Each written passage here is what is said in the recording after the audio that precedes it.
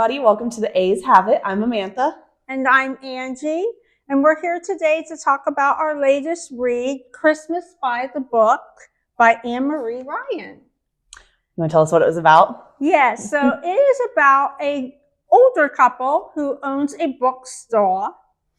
And one day they decide that they're going to have a contest in the bookstore. Their business is failing, and they've been really struggling to keep it open, and there are threats of it being closed. So they decide to have a contest, hoping to get some publicity and hopefully help their store.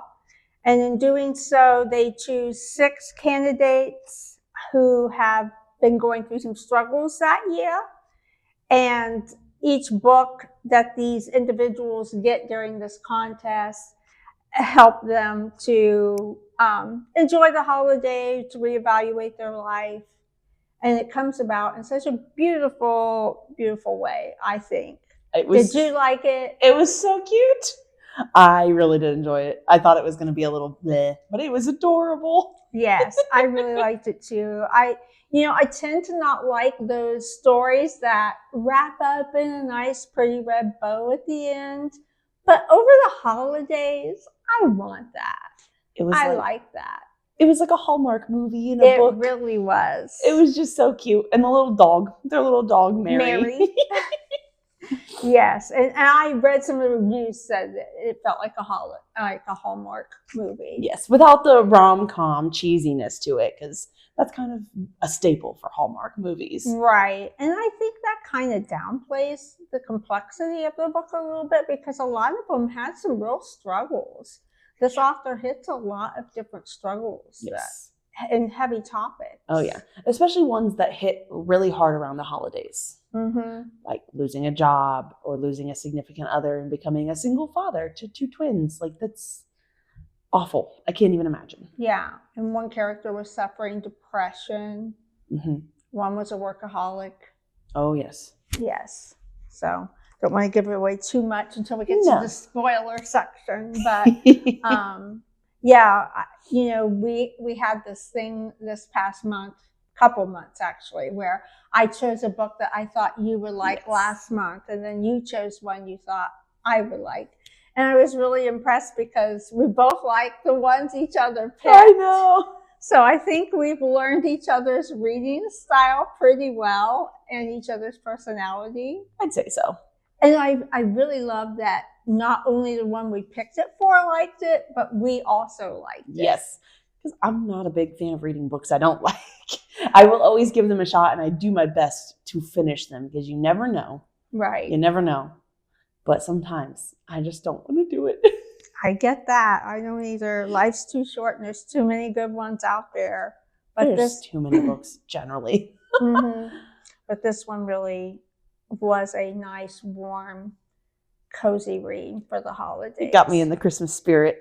The only thing I would say that I struggled a little bit with the characters, because there were so many. Yes. Trying to keep in my mind who was who, and that I did struggle with a little bit. I think so too. I don't remember half of their names, and it was really hard to keep it in like a straight line of who is who and who is struggling with what. And like why they were nominated for the books. Mm-hmm. But it's not one that's like uber important that you remember every single person's name. No. Because there have been books where it's super important where you remember their names. I actually would write it down on the bookmark or a piece of paper that I'm using randomly for my bookmark, so that I could remember who is who. And I think the author, when she did change gears or change characters, she did a really good job of catching you up really quickly. You didn't have to struggle with that question long as to who was struggling with what or which character this was. Everyone had like that one feature that she used constantly, like the dad with the twins. He had, didn't he have read it? No, it was Harry. The one that lost his sister, the teenager that lost his sister. He had that bright red hair. Mm-hmm. So that was him. And then, the actor, I can't even remember his name right now. I forget with the M. Mateo. Mateo, yes. He was tan, and he was the only one with a slightly more unique name. Mm-hmm. No, I don't know. I've not met a lot of Mateos in my life. I really liked the teenager you mentioned. Harry, I really liked his character, and I thought she wrote him well. She wrote a lot of various ages. Yeah, which is a little surprising. And she did very well Mm-hmm. with each age group. She hit her mark, I think. You know, interesting, I found when doing a little research on the author herself, she is a children's book author. Really? This is her first adult. Yes. So, and she just came out with a new one, Christmas at the Movies, I think, just came out in October. It's also a Christmas book? It's also a I'll Christmas have to check that out. But that's her only 2 adult ones that I found when I was looking up her name, but several children's. And they're under a different pen name. Oh, what's her children's book pen name? I knew you were going to ask, so I got it right here. Bella Swift. Interesting. And Rosie Banks. Oh, she has 2. She has 2. Yes. It says she has written several children's books under a variety of pen names. And I'm not sure if that's just 2 of them or not. But so is Anne Marie Ryan her real name, or is that another pen name? Do you know? I believe that's her real name, but no, I didn't dig that far. I actually got sidetracked with the children's books because I have grandbabies around, those ages, and it's Christmas time. So I'm like, oh, I wonder if one of my grandbabies would like a book. And so I got a little distracted. Okay. Let's talk about the books that they chose. Ooh, What did you think of that? I found those interesting. I thought some of them, yes, I didn't. Like one of the books she picked out, because they got sent to random people. I remember that. One of the books she picked out was The Lion, the Witch, and the Wardrobe. Yes. Which was a bit of a stretch, if you ask me, when it comes to Christmas books. Because that was their whole thing. They're sending out cheerful Christmas books to help cheer everybody up. Yeah. I know it technically, in the real world before they go into Narnia, takes place during Christmas time, I think. I wouldn't categorize that as a Christmas book, nor a cheerful Christmas book at that. And that happens a lot when people talk about Christmas books. I find if they begin during Christmas time, they're often considered a Christmas book. I found the one really interesting, The Greatest Gift by Philip Van Doren Stern, and it's based on, that's the one that was based on It's a Wonderful Life, or It's a Wonderful Life was based off that book, rather. Yes. Which is my mom's favorite Christmas movie. And now I love it. And now I want to read that book. Have you ever read that book? I've never. No, I didn't know it was based off a book. I always heard it was based off of a Christmas card. I think that's what I heard too. Yeah. But I think I feel like that might be Miracle on 34th Street. I thought it was It's a Wonderful Life. Because those are the 2 my mom loves the most. So she watches them every year on Christmas Eve. Of course, they're great. So anyways, I want to find that book and actually try to read that one too. I think that would be fun. Yeah. But I did like the books that they chose. I found them interesting in how they touched other people's lives. And books do that. And I just love, I think it was a magic of Christmas element, but I love that even though once they wrapped them, they didn't know which book was which, and they just kind of chose it random, that the books found the people they needed to find. Yes, I love that part. It was like a Christmas miracle. It was. It really was. So what did you think? Would you give it a thumbs up or a thumbs down? Oh, I would absolutely give it a thumbs up. I can't thumbs down this one. It was too cute. It was great. I highly recommend it for Christmas. I do too. Do we want to spoil some things? Oh, absolutely. We've got to spoil some things. All right. If you've not read the book, watch no further. We're talking details now. So we talked a lot about the good reviews that you and I have, and there were several good reviews that I read from other people. I wanted to talk about a negative review, but I didn't want to bring it up earlier since it is somewhat of a spoiler. So this one negative, and when I say negative review, it was a positive review with just one negative comment. Oh, okay. So it really wasn't a negative review. The person liked the book. She just said, the one issue I had with the book was the secret keeping the wife did. The store got in deep financial trouble over a period of many months, and she didn't tell her husband. That bothered me a lot. They seemed to have this perfect marriage, which I thought made it completely unforgivable that she would keep such a big secret, that they were going to lose their home and their livelihood based on her failure to be a good steward to the business and lying about it. Would you agree with that? Did that bother you at all? It bothered me, but it didn't surprise me that it didn't really. Well, obviously it bothered Simon, but he kind of got over it very quickly, and he kind of understood. That didn't surprise me that he, understood where Nora was coming from and kind of why she didn't. No, I don't think she should have lied to him. I think she should have just told him, but she was doing it because she was concerned about his health, and not the most valid reason, but I'd say it's a pretty valid reason. I think I definitely would have been more mad than Simon was, especially because it was final notice when he found out. Like, I understand not necessarily telling him right away, like, hey, we are kind of struggling and trying to see if things picked back up, but to keep it a secret until they got a final notice, like, you have to sell or you are going to jail.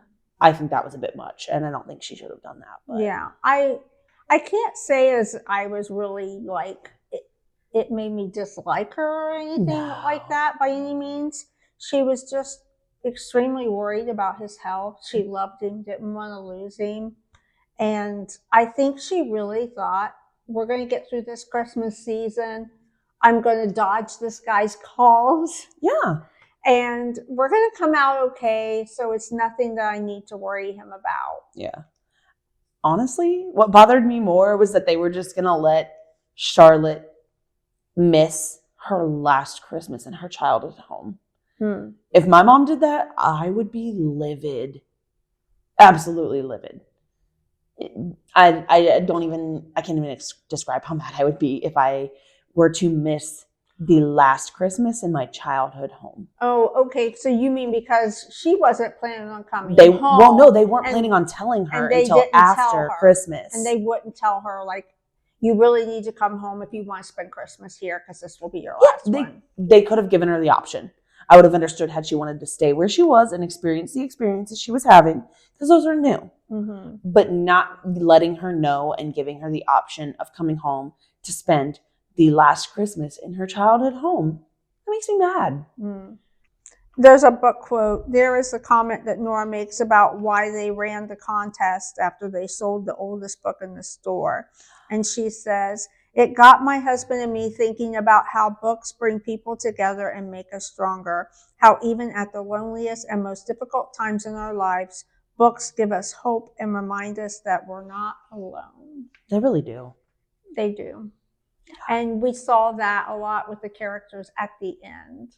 Oh, yes. When they had their Christmas party and they all began to come to the party and express their gratitude for the books that they got. And you hear how those books healed them and moved them to make different choices or accept the things that were in their life.